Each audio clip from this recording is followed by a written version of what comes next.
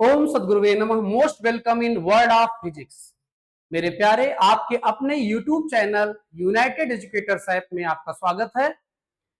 और आज हम लोग एक टॉपिक देखने जा रहे हैं, टॉर्क और मोमेंट ऑफ फोर्स। ये वर्क और एनर्जी के बाद वाले chapter system of particles and rotational motion का एक टॉपिक है। अब ये टॉर्क क्या है, ये मोमेंट ऑफ फोर्स क्या है, इसका नाम ऐसा क्यों है, ये वेक्टर है कि स्केलर है, इसका मैग्नीट्यूड क्या होगा, फार्मूला क्या होगा, तो ये सारी बातें हम लोग करने जा रहे हैं। ठीक है मेरे प्यारे।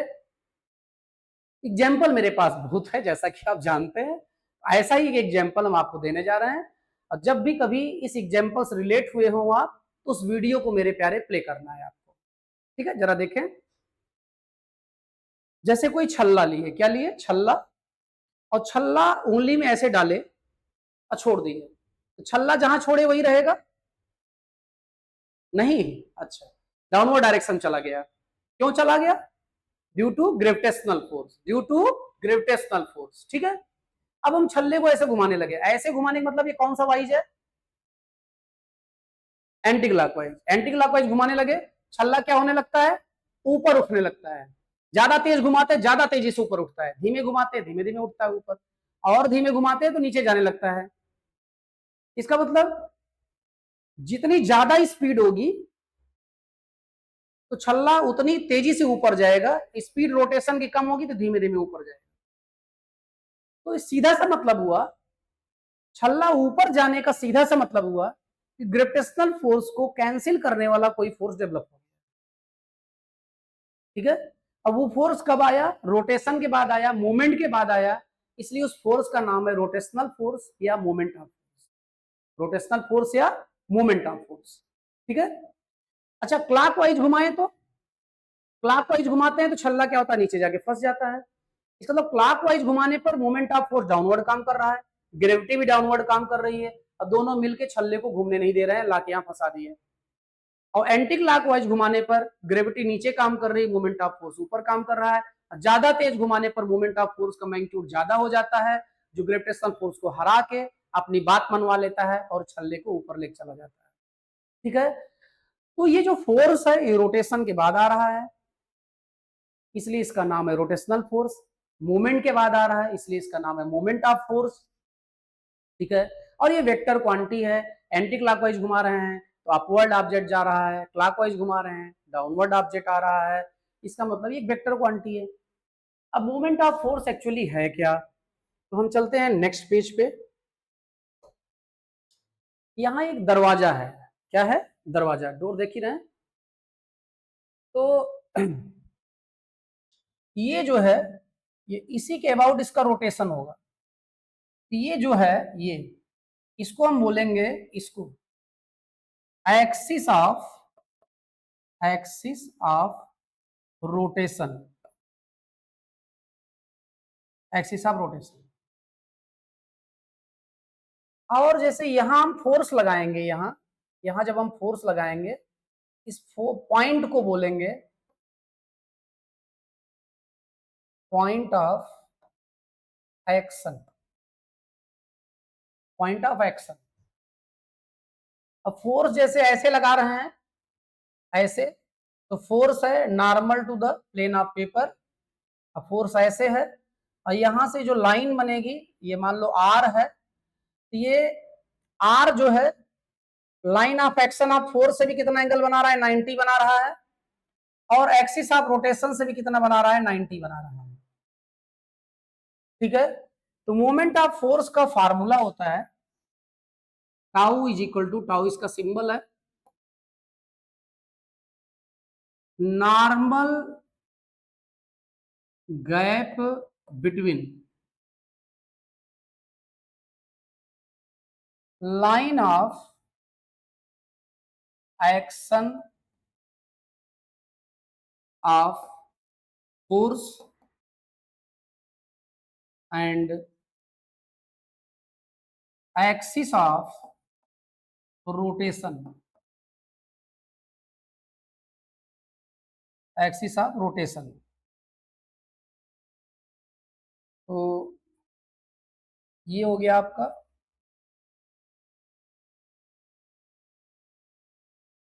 इंटू मैग्नीट्यूड ऑफ फोर्स और एन कैप, ठीक है, या टाउ इज इक्वल टू हो जाएगा आपका आर एफ एन कैप। क्योंकि आर क्या है, आर जो है line of action of force और एक्सिस ऑफ रोटेशन दोनों से एंगल 90 बना रहा है, इसलिए आर लिख दिया जा रहा है इसकी जगह पे normal gap between line of action of force and axis of rotation की जगह पे, और मैग्नीट्यूड ऑफ फोर्स की जगह पे एफ लिख दिया जा रहा है। और एन कैप क्यों, देखें अभी जो ऐसे जब रोटेट करेगा, जैसे यहाँ फोर्स लगा रहे हैं ऐसे रोटेट करेगा, ये एक्सिस ऑफ रोटेशन के चारों ओर ऐसे रोटेट करेगा।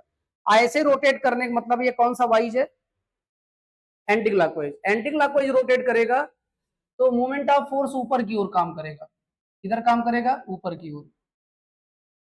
तो ये जो मोमेंट ऑफ फोर्स ऊपर की ओर काम कर रहा है, ये आपका line of action of force से भी कितना एंगल बना रहा है, 90 बना रहा है, और आर से भी कितना एंगल बना रहा है, 90 बना रहा है। तो इसी की डायरेक्शन को बताने के लिए एन कैप कहा जा रहा है। क्यों, क्योंकि वो line of action of force से भी कितना एंगल बना रहा है, 90 एंगल बना रहा है, और आर से भी कितना एंगल बना रहा है, 90 बना रहा है। तो इसीलिए डायरेक्शन के लिए एन कैप यूज किया जा रहा है। यूनिट वेक्टर को हम कैप से डिनोट करते हैं, एन नॉर्मल के लिए यूज किया जा रहा है, ठीक है। अब हमको ये देखना है कि फार्मूला सही है कि गलत है। हम ये जानते हैं किसी भी काम को करने के लिए कुछ मिनिमम तो चाहिए। मान लो मिनिमम है 24, R2 है, F को 12 रखना पड़ेगा तब 24 आएगा। R3 है तो F को 8 रखना पड़ेगा तब 24 आएगा। R4 है तो इसे 6 रखना पड़ेगा तब 24 आएगा, ठीक है। तो जरा देखें, R जैसे जैसे बढ़ रहा है वैसे वैसे F कम हो रहा है, ठीक है। अब इसको हम जरा ये समझते हैं, ये दिख तो रहा है ना यहाँ पे। अब ये एग्जाम्पल लेके, जब आप फोर्स यहां लगाते हैं, यहां फोर्स लगाते हैं तो आर ज्यादा होता है। अब कम फोर्स से ही काम चल जाता है, इसीलिए लिखा है लेस फोर्स रिक्वायर्ड। और जब आप फोर्स यहां पे लगाते हैं तो अब आर पहले से कम हो गया है, फोर्स ज्यादा लगाना पड़ता है। यहां फोर्स लगाते हैं, आर और कम हो गया है, फोर्स और ज्यादा लगाना पड़ता है। यहां फोर्स लगाते हैं तो आर और कम हो गया है, फोर्स और ज्यादा लगाना पड़ता है। और यहां जब आप फोर्स लगाते हैं तो अब आर 0 हो गया है, फोर्स आपको चाहे जितना लगाए रोटेशन होगा नहीं करेगा। तो जैसे जैसे आर क्या हो रहा है, 4 से 3 से 2 हो रहा है, तो एफ 6 से 8 से 12 हो रहा है। मतलब आर जैसे जैसे क्या हो रहा है, कम हो रहा है, फोर्स भी वैसे वैसे ज्यादा आपको अप्लाई करना पड़ रहा है, ठीक है। तो इसका मतलब ये फार्मूला जो है ये सही है, क्योंकि ये भी कह रहा है कि जैसे जैसे आर 4 3 2 होगा, मतलब आर जैसे कम होगा, तो 4 6 8 12 होगा, मतलब फोर्स भी कम होगा, फोर्स बढ़ेगा, फोर्स बढ़ेगा। आर कम होगा, फोर्स बढ़ेगा। ऐसा यहां हो भी रहा है, ऐसा यहां हो भी रहा है, ठीक है। अब जैसे जो बच्चा ये नहीं जानता what is moment of force, वो पहले दरवाजे को खोलते समय कहीं भी धक्का दे देता है, लेकिन कुछ समय बाद देखिए वो धक्का जो है, जैसे ये एक्सिस ऑफ रोटेशन है तो धक्का इससे मैक्सिमम डिस्टेंस पर वो देता है। क्यों, क्योंकि वो जानता है कि जब हम डिस्टेंस यहां ज्यादा रख रहे हैं तो हमको एफर्ट कम करना पड़ रहा है, और कोई भी चाहता है कि एफर्ट कम करना पड़े, इसीलिए बच्चा यहीं पर फोर्स लगाता है अक्सर खोलने के लिए, बंद करने के लिए। But he don't know what is moment of force, he don't know what is moment of force. तो मेरे प्यारे, अब देखिए जैसे बच्चा कभी नल, देखिए नल चलाते समय, तो नल में देखिए हैंड पाइप लगी होती है, एक हैंडल लगा होता है, और यहाँ एक नट होता है, वो एक्सिस ऑफ रोटेशन का काम करता है। नल ऐसे चलाते हैं हम लोग, ऐसे, ठीक है। तो बच्चा जैसे जो बहुत छोटा है, जो भी बोलना सीख रहा है, तो अक्सर जो काम करने में हम, मतलब कि हमें ऐसा लगता है कि वो काम हम नहीं कर पाएंगे, या हमें उस काम के लिए मना किया जाता है, तो वो काम हम जरूर करना चाहिए। तो बच्चा, मम्मी बर्तन धुल रही है, वो गया, छोटा सा बच्चा अभी बोल भी नहीं पा रहा है सही से, कह रहा है मम्मी मम्मी नल चलाएं, मतलब नल चलाएं भी नहीं बोल पा रहा है। मम्मी कहते ठीक चला, क्योंकि अच्छा लगता है भाई माताओं को बच्चा प्रोग्रेस हो रहा है। तो बच्चा गया और नल के हैंडल को पकड़ लटक गया, और जब स्लाइड करके नीचे आया वो तो नल चल गया। फिर वो थोड़ा उछला, फिर लटका, फिर स्लाइड करके नीचे आया, नल चल गया। अब बच्चा समझ गया कि नल का जो ये वाला पोर्शन है यहीं से नल चलाना है, क्योंकि वो जान गया कि फोर्स यहाँ कम लगता है और आसानी से चलता है यहाँ पे। तो देखो ये आर को ज्यादा रख रहा है, जिससे एफ उसे कम लगाना पड़ रहा है, but he don't know what is the moment of what is moment of force. तो बेटा जैसे बोला नहीं जाता है कि experience is the best teacher, ठीक है, एक्सपीरियंस, अनुभव से बड़ा कोई अध्यापक नहीं होता है। जो आपको जीवन के ठोकरें जो आपको सिखा देती हैं, वो कोई गुरु, कोई टीचर नहीं सिखा सकता। तो मेरे प्यारे, ये normal gap between line of action of force and axis of rotation, ये ऐसा लग रहा है कि ये सही है इस एग्जाम्पल से। अब यहां एक ऑब्जेक्ट है, ये एक ऑब्जेक्ट है, इस ऑब्जेक्ट पे यहां एक खिल्ला ठोक दिए हैं। क्या ठोक दिए हैं? खिल्ला। तो खिल्ला ऐसे रहेगा, ऐसे जैसे हम मार्कर भी पकड़ रखे हैं पेन को, ऐसे रहेगा।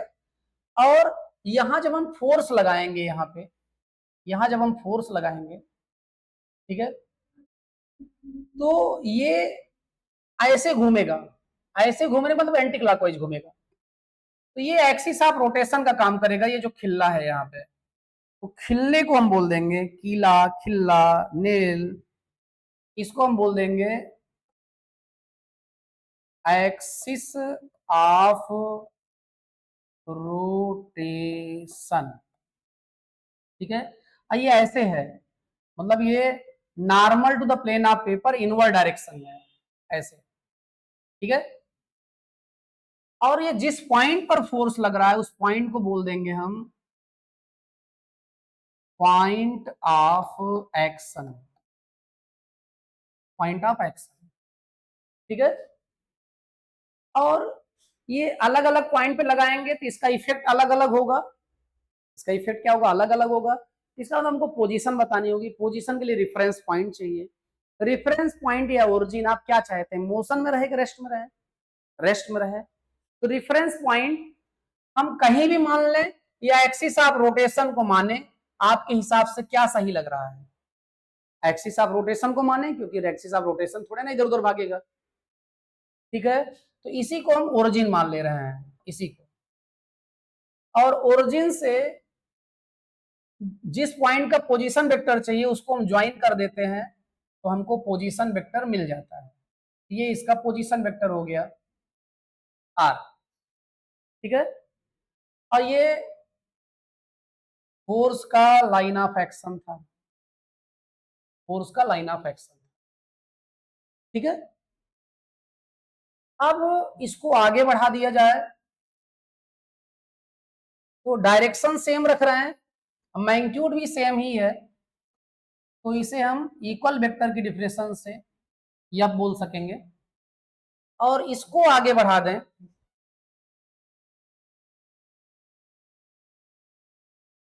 इसको हम इक्वल वेक्टर की डिफरेंस से क्या बोल रहे हैं?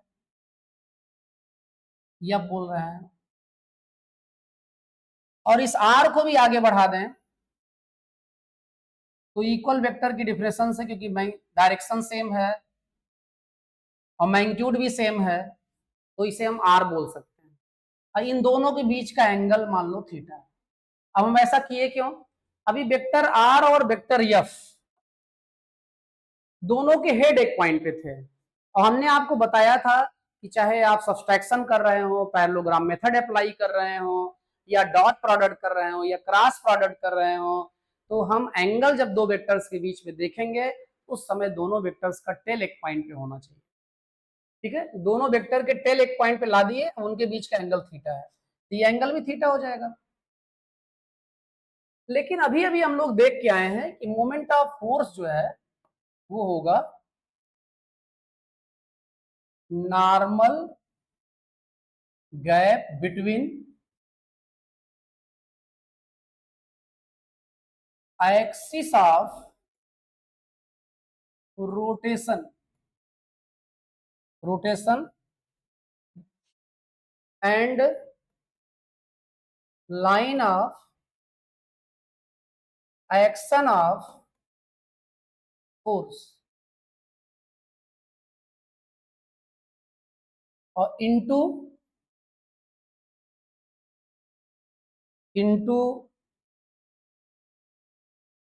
मैग्नीट्यूड ऑफ फोर्स एन का है। अभी हम देख के आए कि फार्मूला सही है। अब बेटा ये एक्सिस ऑफ रोटेशन है, ये नॉर्मल टू द बोर्ड, और ये आर इससे तो 90 बना रहा है, क्या ये एफ से भी 90 बना रहा है? इस मतलब आर को एज ए नॉर्मल गैप हम नहीं ले सकते क्योंकि यहाँ पे 90 नहीं बन रहा है, तो हम लेंगे किसे? अब यहां से हम एक नॉर्मल ड्रा कर दें यहाँ पे। अब ये जो नॉर्मल है इसका कोई नाम रख दें, मान लो ये पॉइंट ए है और ये पॉइंट क्या है बी। ये ओ ए एक्सिस ऑफ रोटेशन से भी 90 बना रहा है और line of action of force से भी 90 बना रहा है। इसका मतलब ये जो लिखा है normal gap between axis of rotation and line of action of force, इसकी जगह पे हम ओ ए लिख सकते हैं। मैग्नीट्यूड ऑफ फोर्स की जगह पे हम एफ लिख सकते हैं और यन कैप क्यों लिख रहे हैं? जब ये ऐसे रोटेट करेगा एंटी क्लॉकवाइज, ये ऐसे रोटेट करेगा, ऐसे फोर्स लगा रहे हो, ये ऐसे रोटेट करेगी रॉड, एंटी क्लॉकवाइज रोटेट करेगी। अभी एंटी क्लॉकवाइज रोटेट कर रहा था तो छल्ला ऊपर भाग रहा था। छल्ला कहां भाग रहा था? ऊपर भाग रहा था। एंटी क्लॉकवाइज जब रोटेट करेगा तो छल्ला बाहर भागेगा। अभी यहाँ ऊपर भाग रहा था, ऐसे रोटेशन हो रहा था, तो ऐसे रोटेशन होगा तो छल्ला बाहर भागेगा। और छल्ला जब बाहर भागेगा मेरे प्यारे, तो वो आर और एफ दोनों से 90 डिग्री एंगल बनाएगा। मतलब ये आपका मोमेंट ऑफ फोर्स की डायरेक्शन होगी, मोमेंट ऑफ फोर्स की डायरेक्शन आर और एफ दोनों से 90 बनाएगी।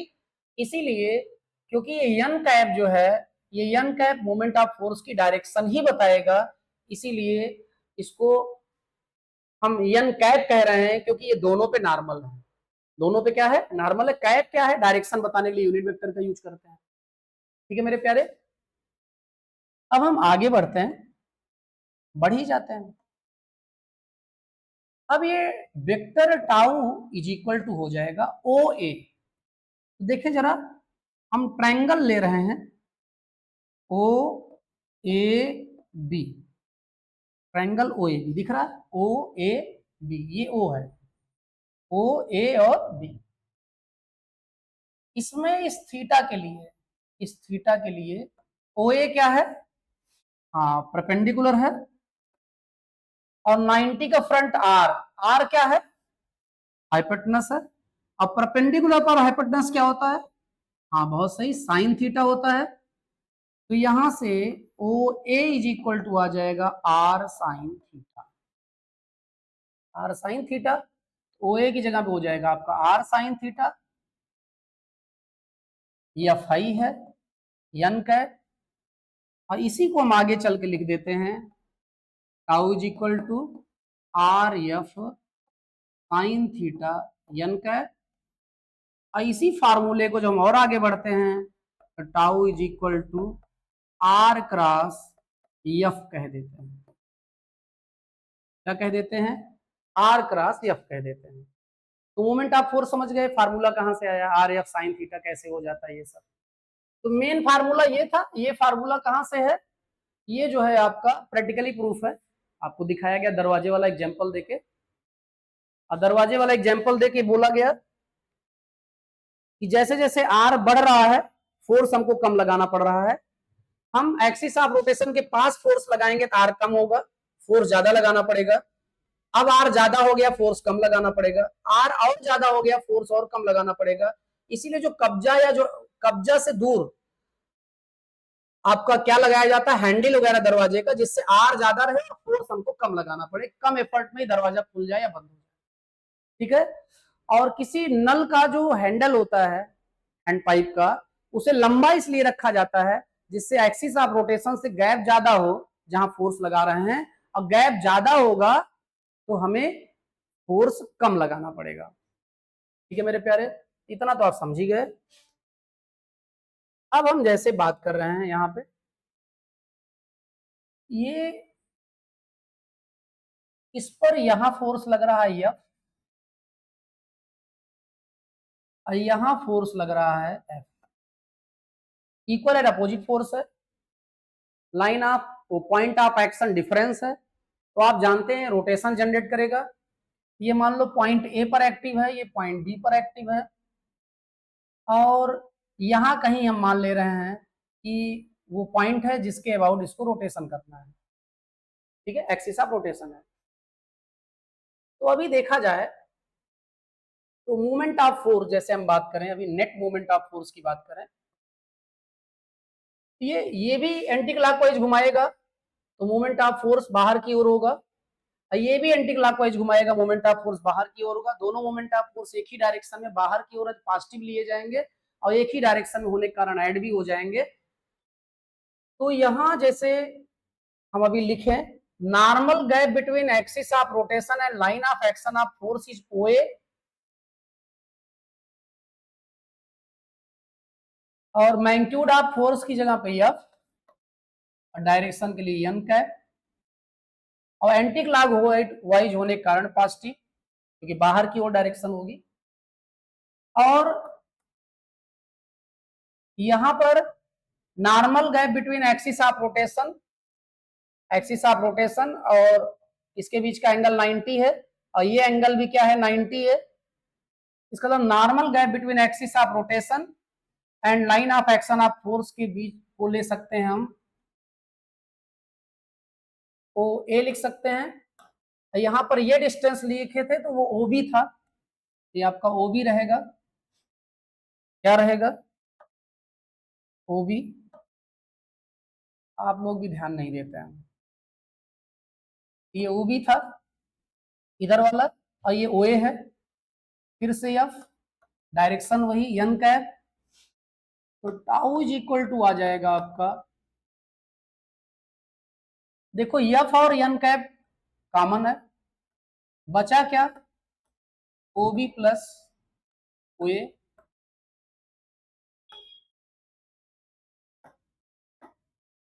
अब OB प्लस OA, OB और प्लस OA, हाँ AB हो जाएगा, बहुत सही। OB में OA ऐड कर देंगे तो पूरा AB आ जाएगा, AB हो जाएगा into F into n cap. और AB क्या है? Normal gap between both forces. इसका मतलब ये है कि पेयर ऑफ फोर्स के केस में इक्वल और अपोजिट फोर्स हो, line of action opposite direction में हो, और मैग्नीट्यूड इक्वल हो, point of action different point पर हो।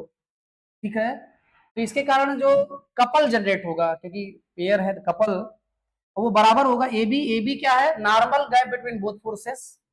ये हो जाएगा आपका normal gap between both forces into magnitude of either force into n cap. और ये जो फार्मूला आ रहा है प्यारे, ये आप खूब याद रखिएगा, ये 12th में कई जगह यूज होगा। कहाँ यूज होगा? 12th में कई जगह यूज होगा। टॉर्क और moment of force due to pair of forces couple बराबर होगा कितना?